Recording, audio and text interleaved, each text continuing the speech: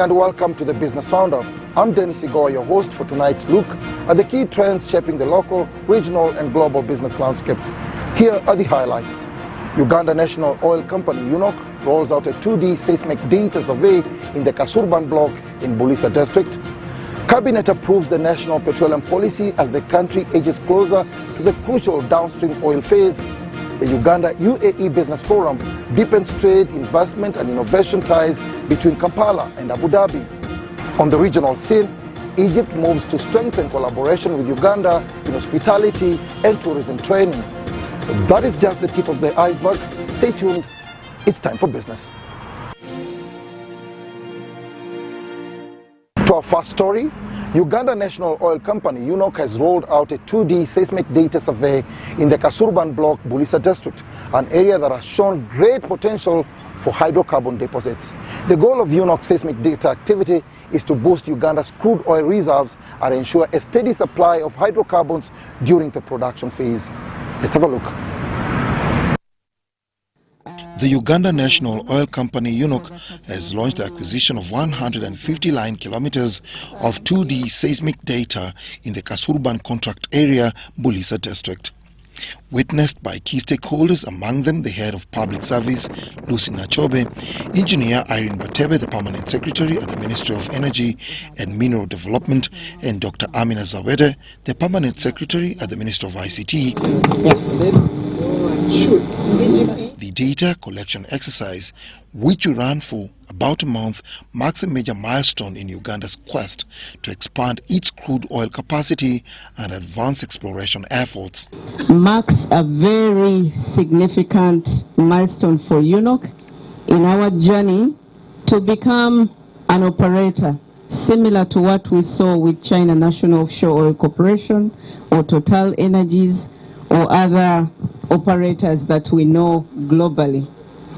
But as a national oil company, it's also a cardinal or national role to play in the upstream petroleum value chain to ensure sustainability of reserves. But what exactly is this seismic activity being undertaken by UNOC, and how relevant is it to Uganda's oil and gas sector, which is fast approaching its production phase? The seismic activity is one of the activities that are undertaken to be able to enhance the understanding of the petroleum prospectivity of an exploration area. And what happens is that sound waves are introduced into the ground. Then these waves are reflected back, or they bounce back, and these reflections echoes are recorded on the surface using sophisticated tools, and then they are processed to be able to have a map or draw a map or a picture of the subsurface. This fast seismic activity by UNOC covers an area of approximately 1,285 square kilometers, extending as far as the Murchison Falls Conservation Area and Lake Albert, a transboundary water resource shared between Uganda and the Democratic Republic of Congo. It's critical for us to be very careful as we do the work that we do, because it lies part of it in the national park, but also the communities that we operate with. Our expectation is to be able to enhance the understanding of what is in the ground. What we know is that when we map these structures, we are able to determine what is contained in these structures. We could have more, we could have less, but we get a better understanding of what lies in the subsurface. Uganda's long-term ambition is to produce oil beyond the projected 25-year depletion timeframe once production officially begins. See, ideally, you'd want to maximize the usage of ECOP. And definitely, when you produce more resource, when you pipe more resource, you get more value. Government gets more value. The endeavors we are to establish more sources is to establish more volumes to feed into ECOP and later the refinery, so that they can operate economically. Several licensed oil companies continue to conduct both offshore and onshore seismic surveys in areas that show strong potential for petroleum resources. Dennis Igor for UBC.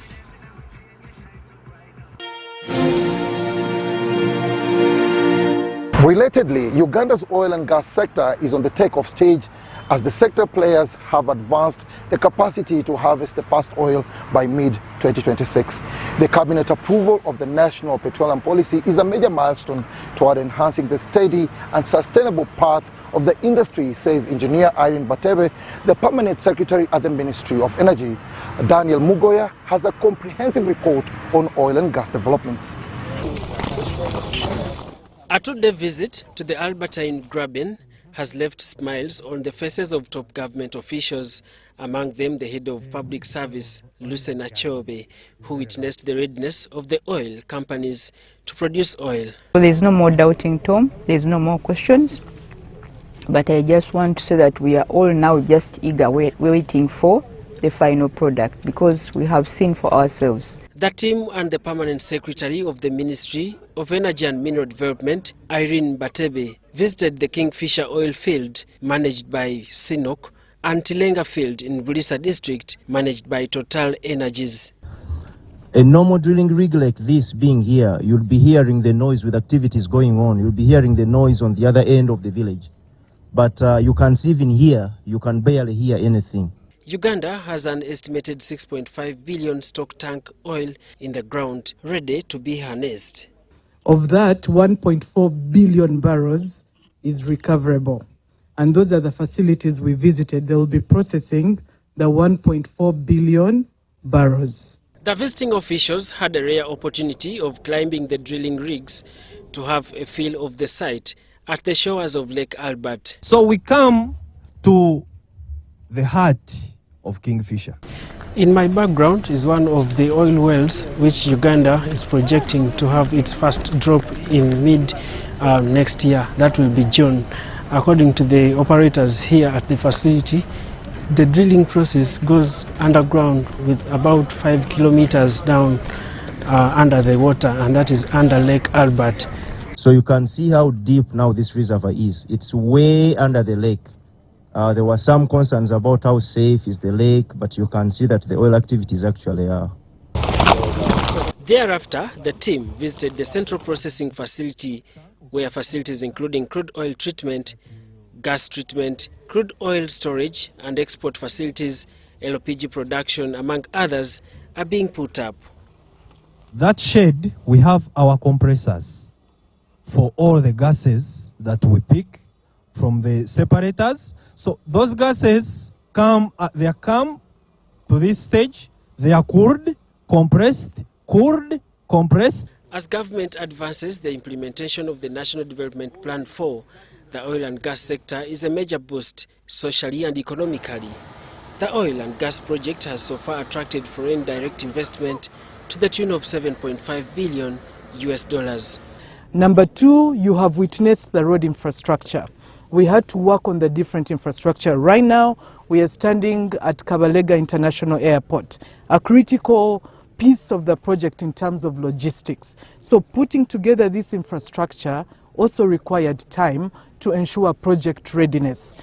I want to thank the President of this Republic of Uganda, because it is his wide leadership that has made these projects come to where they are. You all know the struggles he went through to convince Cabinet and to convince Parliament to have these projects take off. The Tilenga oil field, managed by Total Energies, has maintained the commitment to process 190,000 barrels of oil per day. The field has a total of 29 well pads with over 400 wells. As said before, we have also simultaneous operation from construction, which they have between 35 to sometimes 50. So we can say like 200 people working in the well pad, day and night, 7 days a week. So we never stop.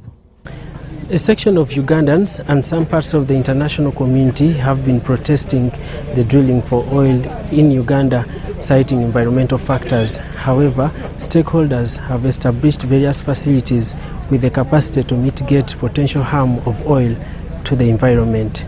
We also got approval from NEMA to go ahead implementing this project in compliance with the national regulations and also the international best practices. During the 63rd independence celebrations, President Yoweri Kaguta Museveni described the sector as a game changer that will propel Uganda to double-digit GDP growth once production begins. We have seen the potential of opportunities that we are going to see after the production of oil comes through.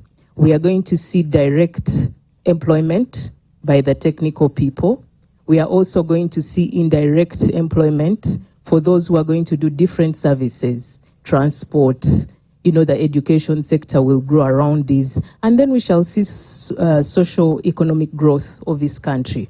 Cabinet on Monday this week approved the National Petroleum Policy, which advances the hopes to a sustainable oil path, which according to PS Irene Batebe is on a takeoff stage. The government has ensured that all the foundational requirements are in place. Daniel Mugoya, UBC News.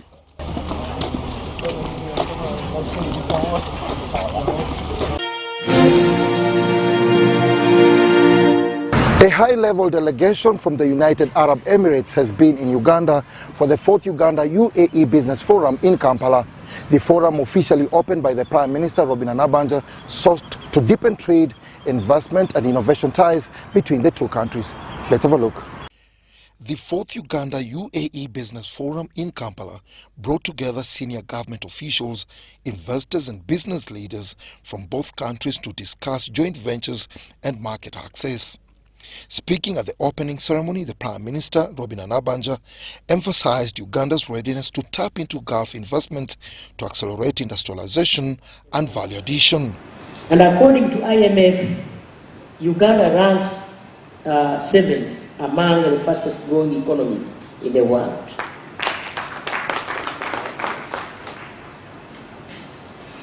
Uganda has the most stable currency on the continent as I speak now. The Uganda shilling remains one of the most stable currencies on the continent. Uganda offers a range of tax and non-tax incentives.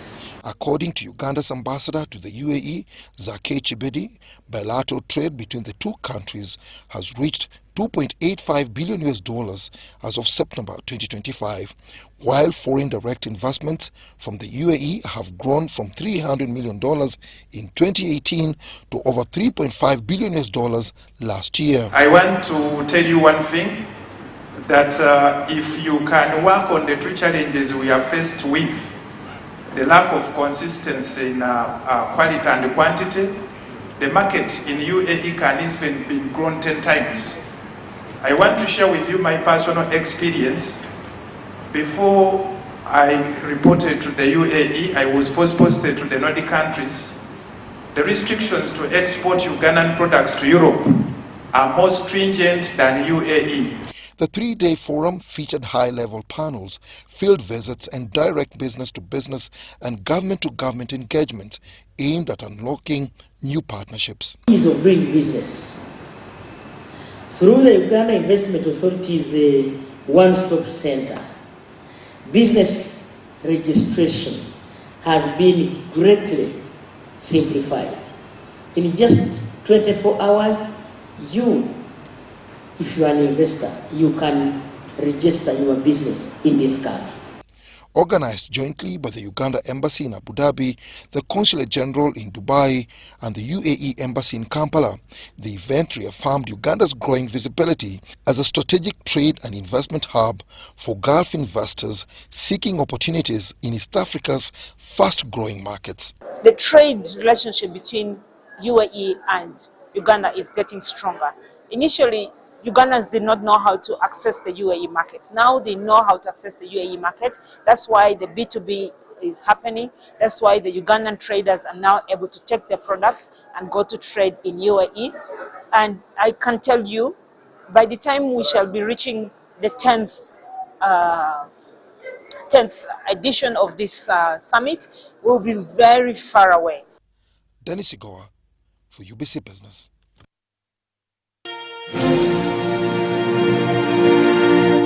The Egyptian ambassador to Uganda, His Excellency Monzer Salem, has emphasized the need to strengthen collaboration in training and knowledge exchange within the hospitality and tourism sectors, key areas of bilateral cooperation between Uganda and Egypt.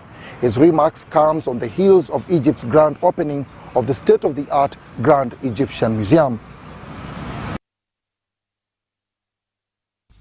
The Egyptian embassy says the Grand Egyptian Museum opening this weekend is projected to attract between 5 and 8 million visitors annually, a major step toward Egypt's target of welcoming 30 million tourists by 2030. The Grand Egyptian Museum is a project that has been long awaited. As I said, the idea was born in the 1990s, but it came to fruition under the leadership of His Excellency Abdel Fattah el-Sisi, President of Egypt. And it will materialize in 2 days. Now, why is it a global event? Why do I call it a global event, not a national event? Because GEM is the world's largest museum dedicated to a single civilization. The Egyptian ambassador to Uganda, Monzer Salem, is encouraging Ugandan tour operators and other stakeholders in the tourism sector to participate in Egypt's annual tourism expo to gain new insights and innovative approaches for promoting Uganda's destinations. Egypt's upcoming launch of the Grand Egyptian Museum marks a transformative milestone for the country and opens new opportunities for tourism collaboration with Uganda. The vast scope, again, we have over 150,000 artifacts, which we couldn't display in the old museum. And that's why the new museum is going to be displaying approximately 70% to 80% of the total recovered artifacts that we have in Egypt. The presidential visit and bilateral engagements between Uganda and Egypt in August this year emphasized the importance of strengthening tourism partnerships between the two nations.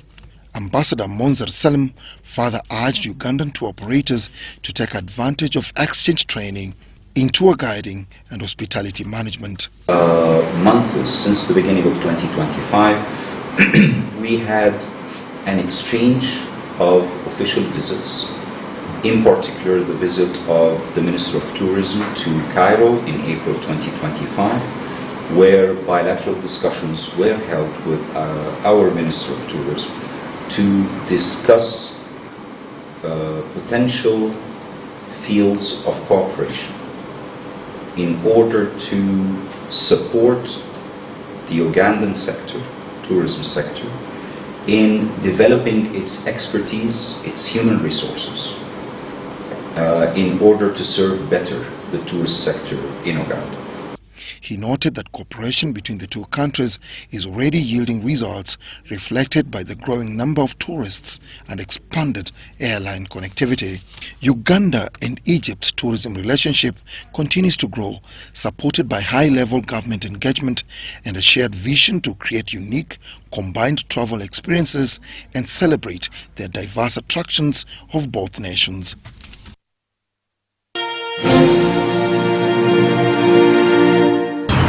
The 6th biannual PCF Uganda CEO retreat in Fort Portal Tourism City brought together over 200 CEOs, policymakers and leaders.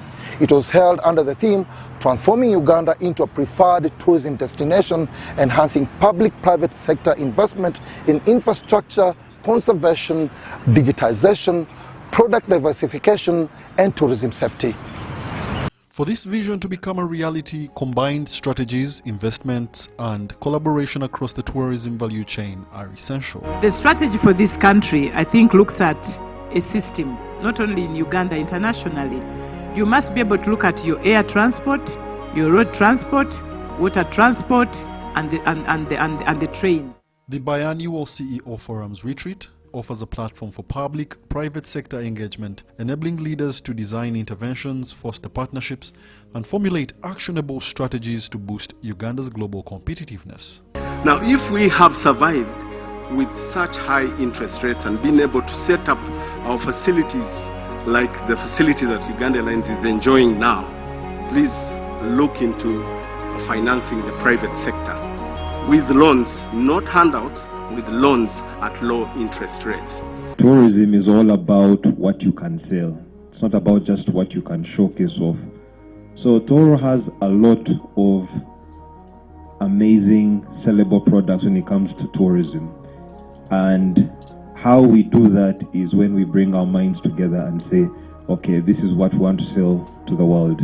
With the participation of major stakeholders such as government ministries, agencies, private sector players and development partners, they sought to deliver practical solutions for infrastructure, conservation, product diversification, tourism safety, liquidity access and digitization, all aimed at cementing Uganda's position as a premier tourism destination. The retreat featured a series of preparatory activities including engagements with investors, creative workshops for media and content creators, and sector-specific dialogues with tourism stakeholders. To downtown Kampala, a heavy morning downpour in Kampala left a trail of destruction with businesses and property worth millions of shillings destroyed. The affected business community is calling for a quick fix of the drainage challenge to safeguard their businesses from future losses. Let's have a look. Friday's early morning downpour and the resulting floods have destroyed property and disrupted businesses worth millions of shillings in downtown Kampala, leaving hundreds of traders stranded and counting losses. Members of the business community are appealing to the Ministry of Water and Environment, the National Water and Sewage Corporation, NEMA and the Kampala Capital City Authority to urgently improve the city's drainage network to protect their livelihoods and prevent future occurrences.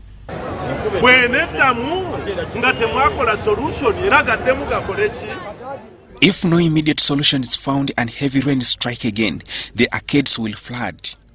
One possible solution is to engage the engineers from the National Water and Sewage Corporation to determine the source of the large volumes of water. If the issue lies within the drainage system, then the responsibility falls on us.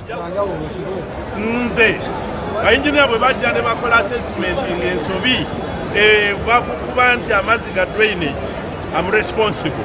Downtown Kampala remains one of the city's main commercial hubs, contributing significantly to Kampala's total revenue. However, recurrent flooding caused by poor drainage continues to threaten this contribution as traders struggle to recover from repeated damages and losses.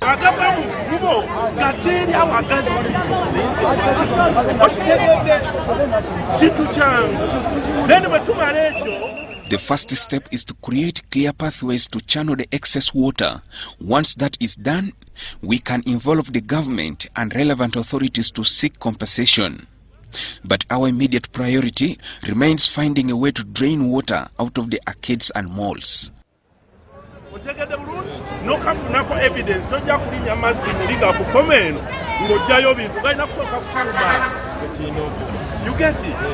Charlotte Amuge for UBC.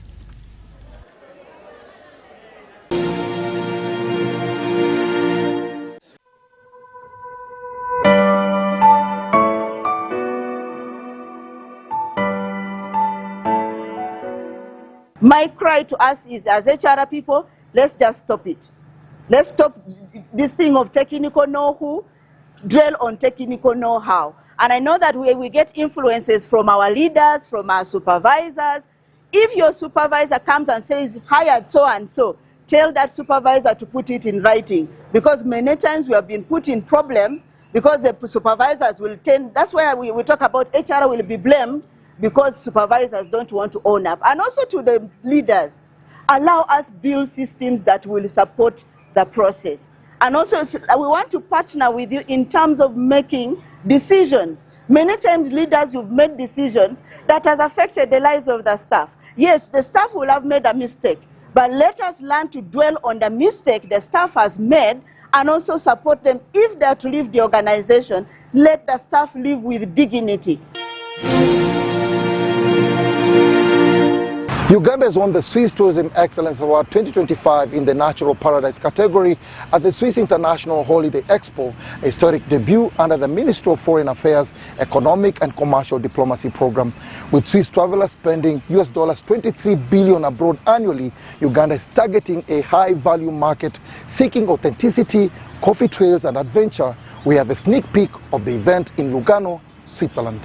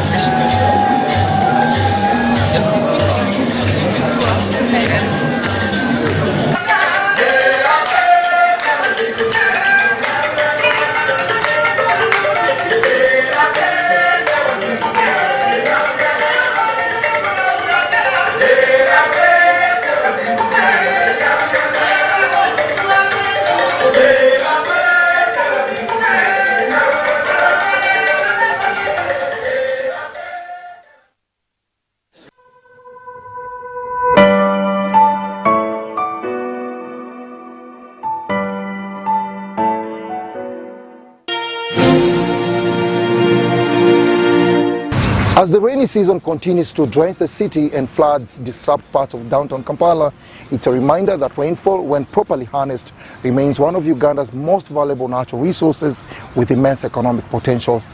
Otherwise, thank you for being part of the Business Roundup, and let's catch up next time, same place. I've been your host, Dennis Igoa.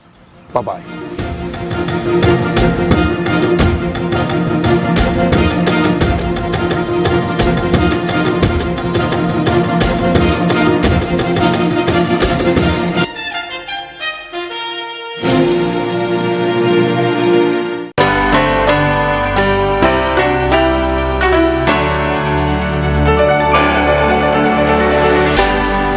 UBC, inspiring Uganda.